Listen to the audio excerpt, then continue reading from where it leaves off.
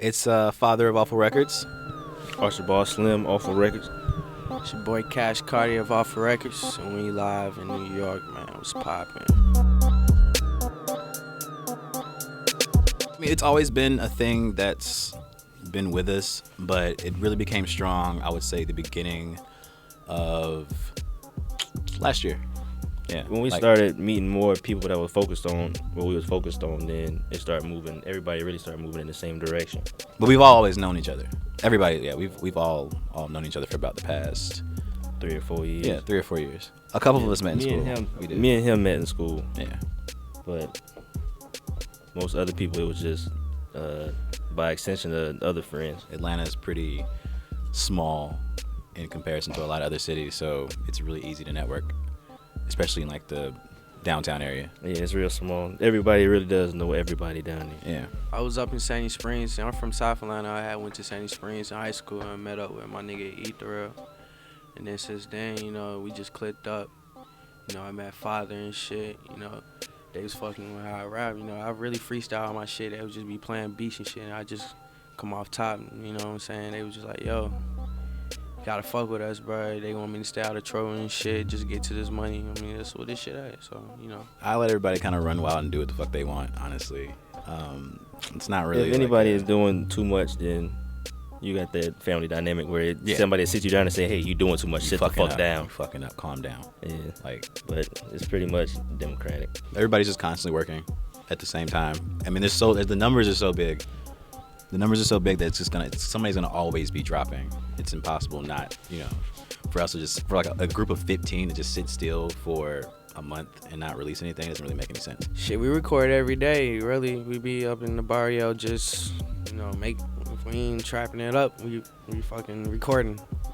Everybody's recording. Everybody be straight out doing their own thing. But at the end of the day, we all about music. Like that's what we do. Really, a lot of people still working out what they want their music to sound like, but at the time you might make something and you might think, oh, I like this, and then you go talk to somebody else again, they be like, oh, listen to this song I made, and you be like, oh man, like I like that shit. Like they really did better. They outdid themselves the last time. I'm trying to outdo them. I'm trying to keep up. So really, somebody drop, somebody else here, everybody trying to keep up with the next person. The past couple months, everybody just been on it. Back to back, like yeah.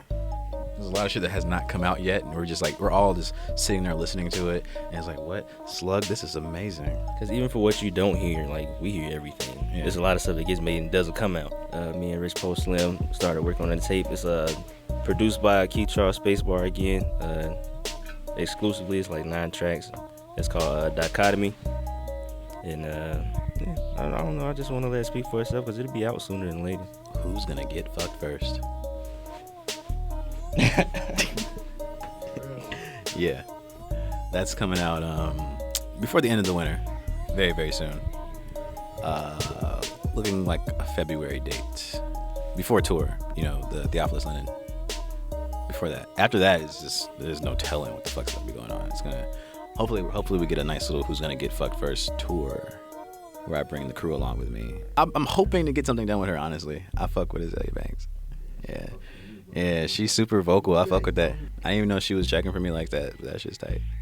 I think I found out Ezra from Vampire Weekend is who got her hip. I'm trying to keep it still very brand pure and not bring it. I've heard some numbers get thrown at me and some ideas, and I'm just kind of like, just for seeing how something could pick up on its own. You don't need to do all that. Getting greedy is where people get messed up at. So get fucked up. We'd rather just find some kind of distribution and push that on our own, instead of having to split money 3 and 4 ways and worry about how you going. You doing what you want to do, but at the end of the day, you really can't. Yeah. And you have to worry about how you gonna pay the bills again because you gotta feed somebody else. Yeah, and I'm better off than I was 6 months ago. So I'm just like, I'm straight. I'm just gonna get, I'm gonna keep earning more. It's gonna get bigger and bigger and bigger. I don't really need somebody to invest some stupid ass check on me that I gotta pay them back later on. Just growing up in Brooklyn, one of the ways we used to stay out of trouble was by dancing. And it was this Caribbean dance, called shot to dancing or get to mod, you feel me? That was a good era because it kept a lot of kids out of trouble. Even though after the era was over, a lot of them succumbed into the whole gang world and just, negative side of things, but it really kept us a good head on our shoulders for a minute. So, you know, that's just a side. A tragedy that happened today, you know, early this morning. You know, the co-founder of ASAP Worldwide, Yams, my brother, he passed away this morning. You know, we got through it with the show and everything like that, but, you know, I'm kind of hurt still, so, yeah, that's how I'm doing. Yeah, I just want to say my condolences on behalf of myself and Hot New Hip Hop, man. No doubt, appreciate that. Rest in peace to ASAP Yams. Yeah. So today is the last day of the Best Coast Connection Tour with you, YG. Right.